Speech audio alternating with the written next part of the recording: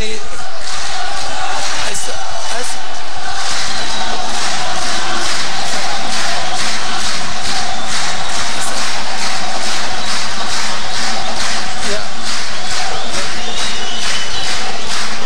الحمد لله انها كانت كنمط الحياة يعني مليئة بالافراح وبالاحزان وهذه سنة الحياة يعني. لكن انا اللي اقدر اقوله نقول ان شاء الله اني انا قد ما حاولت وبكل جهدي اني اسعدكم، وان شاء الله اني اقدر اقول اني حققت لو نسبة 50% من اسعادكم ان شاء الله. مجموع ما تحقق لنادي الاتحاد في ال4 سنوات الماضية هي 233 بطولة ولله الحمد. تذكرون في أول مؤتمر أنا وعدتكم في شيئين، قلت لكم اللي أوعدكم فيه أن الاتحاد بإذن الله العلي القدير سيصل إلى العالمية، وسيكون إن شاء الله في السنوات الأخيرة لا يعتمد على أي دعم من أي عضو شرف، حيكون أنه دخل نادي الاتحاد تقريبا يغطي مصروفاته. أحب أشكرك أبو ثامر أنك الحمد لله حققت رغبة محبيك والمخلصين من إخوانك من أعضاء الشرف اللي يهمهم مصلحة الاتحاد، وكل واحد يهمه مصلحة الاتحاد هو معك من أعضاء الشرف ومن الجماهير، وحنا معك يا أبو ثامر، وحنا نبغاك وسط النادي، وحنا معك دايم الدوم إن شاء الله وعلى طول. وشكرا أبو ثامر.